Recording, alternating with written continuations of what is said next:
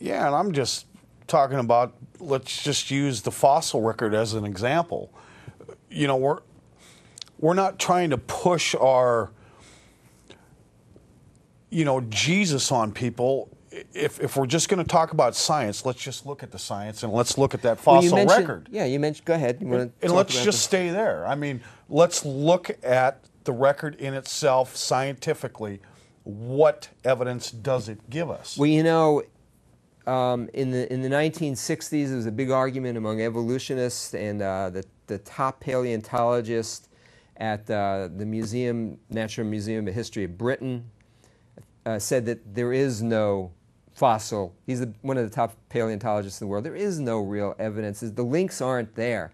But yet, they're being pushed into a corner here, and they're saying, well, there are links. It's obvious there are links. Well, there should be millions of links between any major kind and another. Like, you know, we talk about it often, from a lizard to a bird. They say that the lizards, over time, transformed into birds.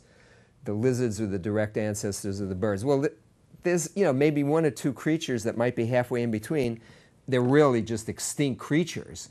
But there should be tens of thousands, if not millions, of transitional forms. They're not there. But they'll say it's sufficient what we have. So it's the way they want to interpret the data. Hey, you guys have your chance in life to interpret reality and say, is there a God? Isn't there a God? What's the evidence? Prophecy proves God's existence. Totally. God says it's prophecy. It's going to prove his existence to our mind and many other things to our hearts. And but that's for each of us to seek out and search out. Jesus said that most people are not going to want truth for two basic reasons. We can talk about that in a minute, but let's show this first section of film, which is just about 4 minutes long. So we'll take up kind of where we left off last time, and then we'll take some calls from you guys if you'd like to make some calls. Yeah, and the one question you want to keep in the back of your mind as you're watching this film clip is, where did this information, non-matter information, come from? Where did it come from? And you know, before we get to that film too, in addition to where did it come from, he's going to point out that you need new information to go, say, from an amoeba to a fly, and from a fly to a whatever. Dragonfly. You need lots of new DNA information. And science, secular science, can't show how that can be transformed through either natural selection or mutations. And he's going to start off with mutations on this section of film. So let's talk about that, but we'll talk about both a little bit down the line, and we'll see you in about 4 minutes. So guys, let's run that first 4-minute section. We'll see you briefly coming up. Mutations, do they supply the new information for evolution? These poor critters have been the object of many evolutionary experiments for many decades. Fruit flies.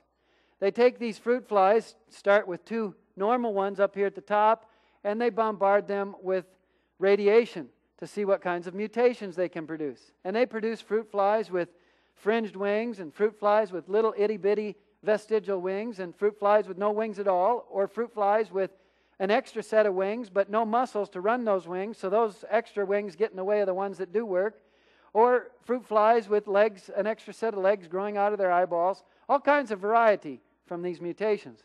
But none of these fruit flies are an improvement on the fruit fly. And none of them would survive in the wild. Nature would select the healthy, normal ones and weed out these mutants. The only reason they survive is because they're in the laboratory where the scientists protect them for their experiments. So, we need to realize that mutations are a fact. All creationists believe in mutations, even though sometimes evolutionists imply that we don't. But mutations nearly always reduce the genetic information. They never increase functional information. Lee Spetner is a Jewish scientist. As far as I know, he's not even a believing Jewish scientist. But he wrote a book, Not by Chance, Shattering the Modern Theory of Evolution, back in 1998. He's an expert on mutations, and this whole book is about mutations. And in this, he says, all point mutations that have been studied on the molecular level turn out to reduce the genetic information and not to increase it. He even gives an example. He says With this picture, no mutations have ever been observed that have converted an animal to a markedly different species, say from a fly to a wasp. I mean, that's not a very big change to go from a fly to a wasp. But he says we haven't even observed a mutation to make that kind of a change. You see, an amoeba has certain information in its DNA for making an amoeba, but it has no information for making legs or hair or a nose or a stomach or eyeballs. A horse has genetic information for making all of those parts, but an amoeba does not. So you cannot make a horse by taking the DNA information in an amoeba and just copying it over and over and making mistakes in the copying process as you go. You have to have new information added to the DNA molecule. But then evolutionists say, yes, that's true about mutations. They generally do decrease the information, but there are some beneficial mutations. But we've got to be careful here. We've got to define what we mean by beneficial, and we've got to pay attention to what happens to the information in the process. One example is a bacterium called H. pylori. These are nasty little critters that patients don't like and doctors don't like. And so doctors have figured out that there's an antibiotic that will kill these little critters. And here's how it works. The antibiotic is taken by the patient, it's absorbed into the system, and then the bacterium living in the patient absorbs that antibiotic through the cell wall of the bacterium. Then it produces an enzyme that converts that antibiotic to a poison, and the poison kills the bacterium. It's assisted suicide. Okay? But there's a problem. Sometimes the H. pylori has a mutant. And so the mutant absorbs the antibiotic through the cell wall. But because of a mutation in its genetic information, it does not have the ability to make the enzyme that will convert the antibiotic into poison. So it can't make the enzyme, therefore it doesn't produce the poison, therefore it doesn't die. It survives. Now it is survived, however, by a loss of information. So we compare the two then. A healthy, normal H. pylori takes the antibiotic in, it dies. But the mutant can't produce the enzyme, so it survives, and then it reproduces, and then it gives headaches to the doctors and the patients. And they have to figure out a different antibiotic to try to get rid of the mutant. There was a beneficial mutation for the H. pylori. It did allow it to survive, but it survived because of a loss of information.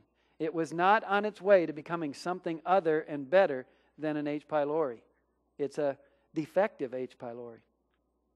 I live in Cincinnati. Welcome back to Truth Seekers. We're going to continue with that in a little bit. But you saw the point he's making there, Jay. We've talked about it before. Anything you'd like to say about that, or you want me to continue? Go ahead. Anything that's considered a beneficial mutation is always a loss of information. So it's going in the opposite direction of evolution. It's really devolution. You're losing information, and that bacteria he was talking about would not survive in the natural for long because it's unhealthy. It's lost information, and it's only surviving because the antibiotics are around and killing all the other healthy bacteria, H. pylori. It's the same thing with malaria. You know, the germs that cause malaria, bacteria cause malaria, virus, whatever it is that causes malaria. It's a loss of information that protects some people against getting malaria, but they end up with whatchamacallit. I'll think of it in a minute. If someone back there can think of it, you can pass it on to Bill over here. And sickle cell anemia, right? Thank you. So you're much more likely to get sickle cell anemia because of the loss of information. But those are the only things they can say are beneficial. But it doesn't answer the question of where's this new information? It's not coming from mutations. And if it's not coming from mutations, then there's no other way to get anything new.